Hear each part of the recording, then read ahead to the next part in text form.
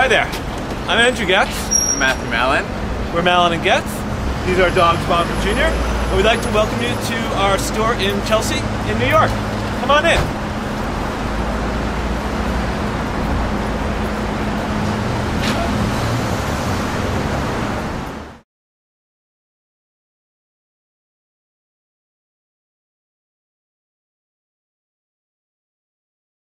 So hi, welcome to our store. This is our skincare section of our store. And we want to give you a little bit of background about, not only about the brand, but also about ourselves and why we started Malin & Goetz and how it's really a fusion of both the worlds of Matthew Malin and Andrew Goetz. About 13 years before we started this business, I had moved to New York City to be in the executive training program at Saks Fifth Avenue, and I was there for a couple of years. I had left to become a cosmetic buyer for Barney's New York, and at this time Barney's was trying to do something that no other cosmetic department was doing. So we looked for and found brands like Stila, NARS, and Kiehl's. I was there for 3 years. I left, ended up working for Kiehl's directly when it was still a family-owned and operated business.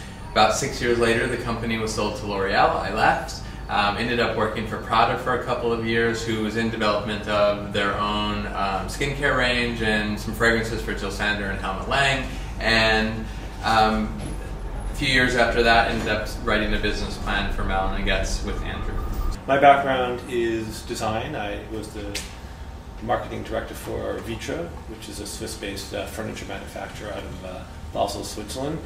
And the idea was really, again, to bring the world of Goetz and combine it with the world of Malin. Not only are Matthew and I partners in business, but we're also partners in life. And one of the interesting things about how we developed the business, Matthew has really, really sensitive skin.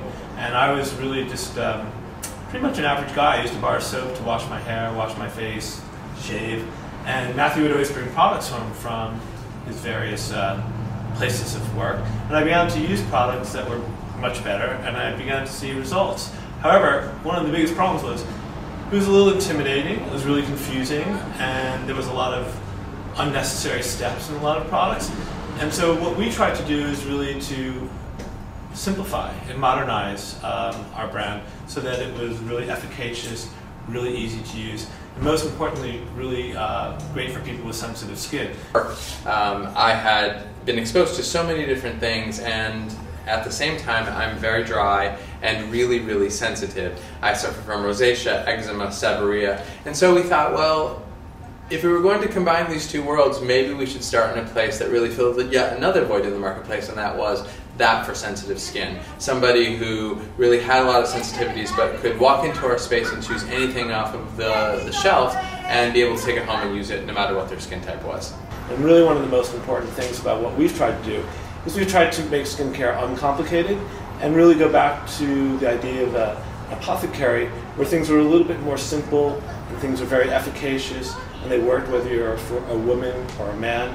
And that was one of our great accomplishments, I think. And that's what this space is really intended to be. So the space that we're standing here in today, the original Chelsea store in New York City, there's really this idea of how to create the modern neighborhood apothecary, that place where you could come. It was really simple and really easy. You could choose any product off the shelf. It didn't matter what your skin type was, even if you were the most sensitive of skin.